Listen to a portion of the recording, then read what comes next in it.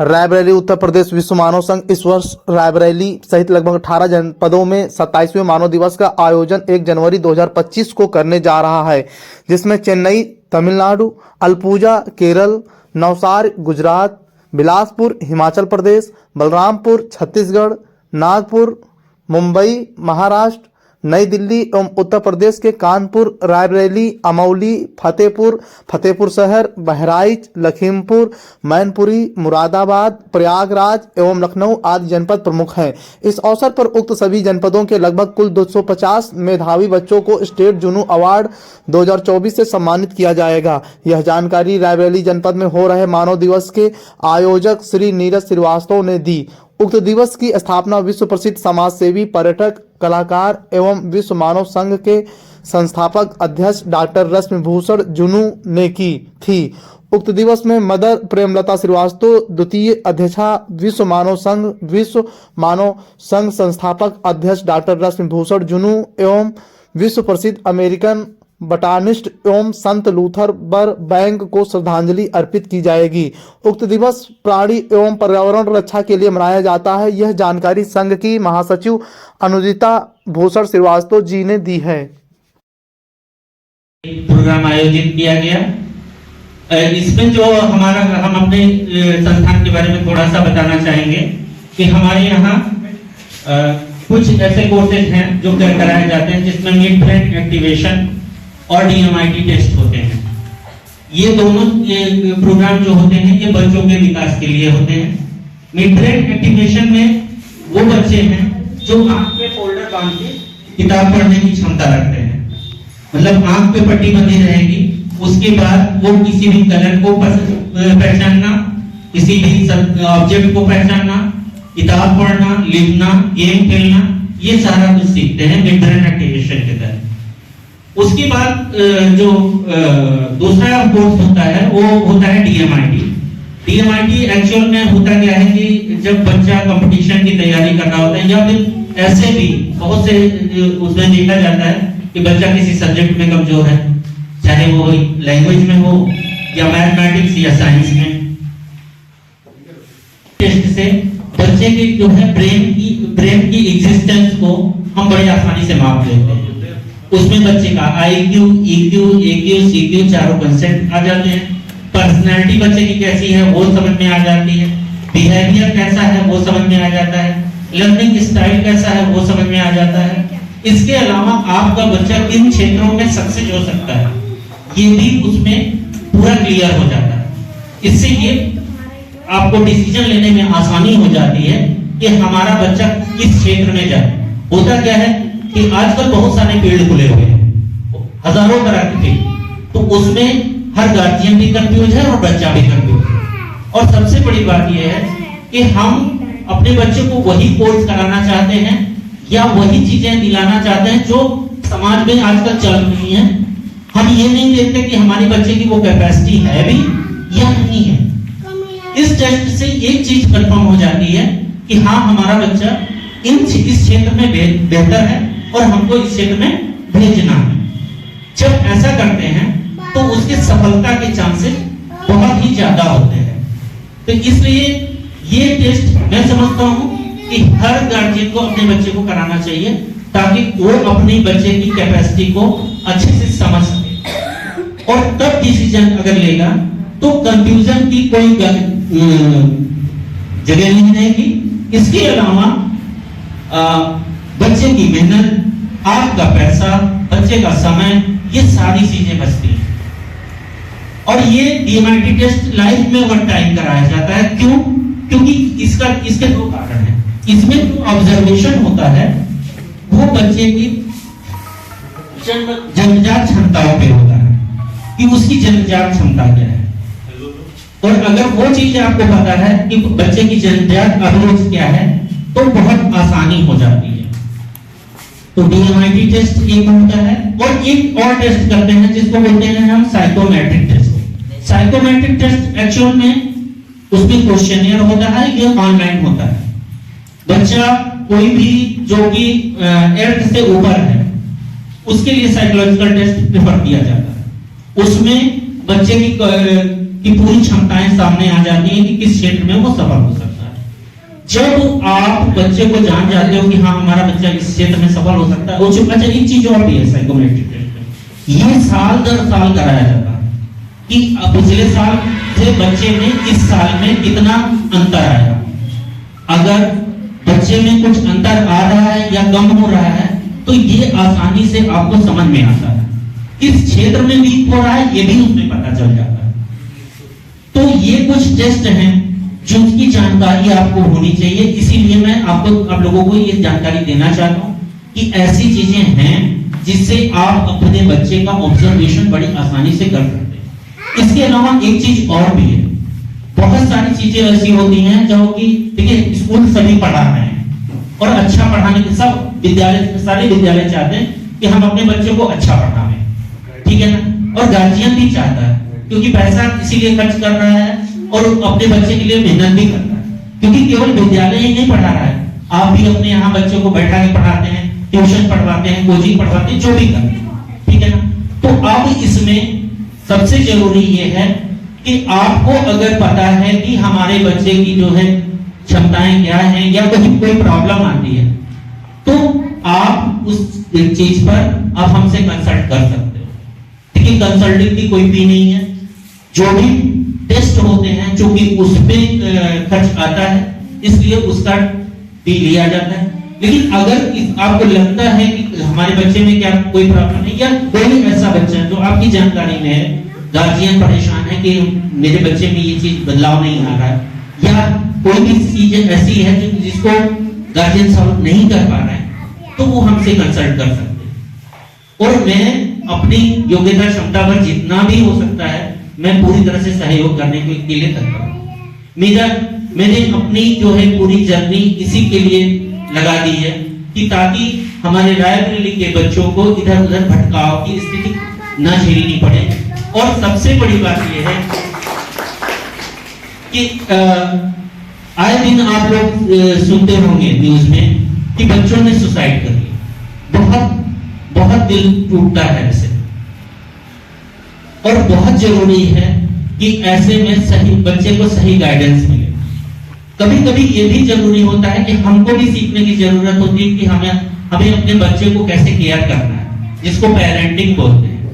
Parenting counselling भी मैं करता हूं। अगर आपको कहीं लगता है कि नहीं बच्चे में तो हो सकता है कि कमी होती ही है, लेकिन हो सकता है हमारे अंदर भी हमें कोई ऐसी चीज है जिसकी जानकारी नहीं है, तो उस पे भी आप बात कर सकते हो। काउंसलिंग में बहुत सारी चीजें, बच्चे की बिहेवियर, बच्चे जैसे होता है बच्चे के अंदर चिड़चिड़ापन है, नींद नहीं आती है या फिर बहुत ज्यादा तोड़फोड़ करता है, बहुत सारी ऐसी कंडीशन है, उनमें सब में गाइड किया जा सकता है। ऐसी कोई चीज नहीं है जिसका सॉल्यूशन नहीं है। बस ये है कि उसके निदान के लिए आपको आना पड़ेगा, क्योंकि हर बच्चे की प्रॉब्लम अलग अलग होती है, हर बच्चे की कंडीशनिंग भी अलग अलग होती है। हम एक ही तरह से हर बच्चे को पालते हैं। हमारे पास अगर मान लीजिए 2 बच्चे हैं, 3 बच्चे हैं, तो हम किसी भी बच्चे में अंतर नहीं करते, सभी को बराबर सब कुछ दे रहे होते हैं, लेकिन फिर भी आप देखेंगे कि उनके परफॉर्मेंस में बहुत अंतर होता है। क्यों? क्योंकि उनका जो इंटरनल जो कैपेसिटी होती है हर बच्चे की अलग होती है। कोई बच्चा डोमिनेंट पर्सनैलिटी का है, उसको चाहे जितना डांटो फटकारो कुछ भी करो उसके ऊपर कोई फर्क नहीं पड़ेगा, वो जैसा चाहेगा वैसा करेगा, और जो एक बार ठान लेगा वो कर लेगा। लेकिन उसी जगह पे दूसरा बच्चा हो जो कि इमोशनल है, ज्यादा इमोशनल है, तो वो छोटी छोटी बातों को अपने दिल से ले लेगा। अब ऐसे में आपको लगेगा कि उसको तो मैं कहता हूं तो कोई फर्क नहीं पड़ता, इसको बड़ी जल्दी फर्क पड़ जाता है। तो ऐसा होता है, ये चीज समझने की बहुत जरूरत है। हाँ, अगर मान लीजिए कि वहां पे भी लगता है कि नहीं हमारे सारे तीर के तर्कस के तीर जो है खाली चले जा रहे हैं, तो आप जरूर किसी न किसी से संपर्क करके इसका हल ढूंढना आपको चाहिए। और अगर कोई ऐसा नहीं मिलता तो मैं बैठा हूँ, मैं काउंसलर हूँ, आपके क्षेत्र में पिछले 7 साल से मैं काम कर रहा हूँ। इसके पहले मैं डिग्री कॉलेज में लेक्चरर के पद पे था और डीएलएड प्रिंसिपल के पद पे भी मैं रहा हूँ, और इन सब योग्यताओं और कंट्रोल के बाद आप लोगों के बीच में हूँ और 2017 से कैरियर काउंसलिंग और मिड ब्रेन एक्टिवेशन के क्षेत्र में काम कर रहा हूँ। इसके अलावा भी अब आने वाले समय में हिप्नोसिस के माध्यम से ऐसी डिजीज जो डॉक्टर कहते हैं कि नॉन क्योरेबल है या फिर दसियों साल से इलाज चल रहा है फिर भी उसका कोई ट्रीटमेंट नहीं हो पा रहा है, ऐसे में भी जल्द ही काम शुरू होगा। आप लोगों को ये भी सुविधाएं मिलेगी क्योंकि अभी रायबरेली के आप गूगल करके देख सकते हैं, रायबरेली में हिप्नोसिस पे काम करने वाला पे कोई भी नहीं है। तो ये भी सुविधा बहुत जल्दी ही आप लोगों को उपलब्ध होगी। और एक चीज और भी बता दूं कि मैं माइंड प्रोग्रामर भी हूँ। माइंड प्रोग्रामर से कहने का मतलब ये है कि बहुत सारी चीजें होती हैं, बहुत सारी एक्टिविटीज होती हैं जो हमको नहीं पता होती, जो हमारे दिमाग में कोई थॉट पुराना बैठ चुका है, वो रिलीज नहीं हो रहा है और उसके कारण हमें डिजीज भी होती है, हमारी एक्टिविटीज भी बहुत सी चेंज हो जाती है, हमको नहीं पता चलता।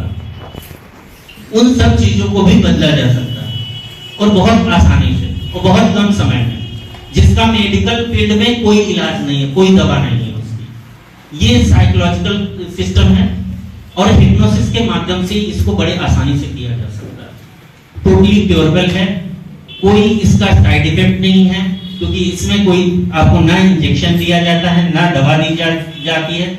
और सबसे बड़ी बात यह है कि बच्चों की प्रॉब्लम को इसमें गार्जियन के माध्यम से हल किया जा सकता है कि अगर हम हिप्नोसिस में जाके उस बच्चे के लिए प्रोग्रामिंग मदर या फादर के थ्रू करते हैं तो प्रोग्रामिंग तो मदर फादर के थ्रू हो रही है लेकिन परिवर्तन वो बच्चे में आपको दिखेगा। तो ऐसी चीजें हैं और आप ज्यादा जानकारी के लिए YouTube पे सर्च भी कर सकते हैं हिप्नोसिस क्या है, कैसे काम करती है। और कभी मेरे से आप डिटेल में जानना चाहें तो आपका स्वागत है, आप आ सकते हैं। आप लोगों ने अपना कीमती वक्त दिया, बहुत बहुत धन्यवाद। आप लोगों का स्नेह ऐसे ही बना रहे। थैंक्स आप लोगों।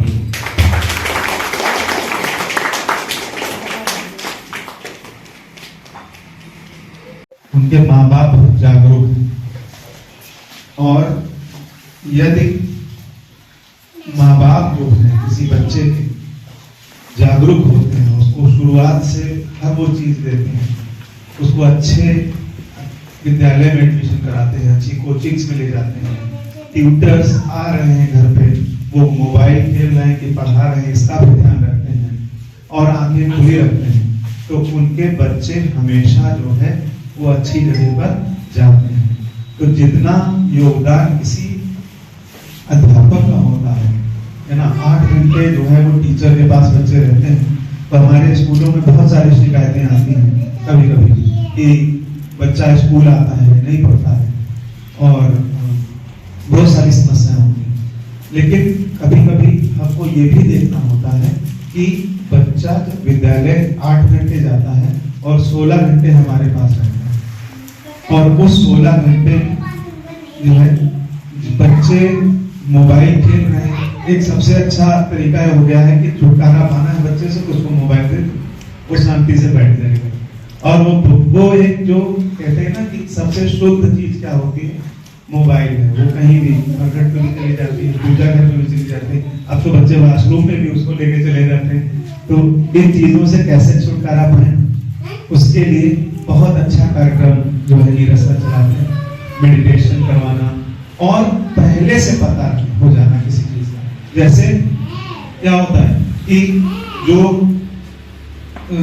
आप देखें विराट कोहली है, उनका हॉबी और एम एक था, तो जीवन में क्या मिली उनको, सफलता, सक्सेस आया उनको। और अब आज की डेट में आपकी ब्रेन मैपिंग करा दी गई, ब्रेन मैपिंग के साथ आपको पता चल गया कि बच्चा किस फील्ड में सक्सेसफुल हो सकता है। ठीक है, हम इंग्लिश के टीचर रहे और मेरी मदर जो है वो विद्यालय नहीं गई, हिंदी इंग्लिश पढ़ लेती हैं लेकिन कभी विद्यालय नहीं।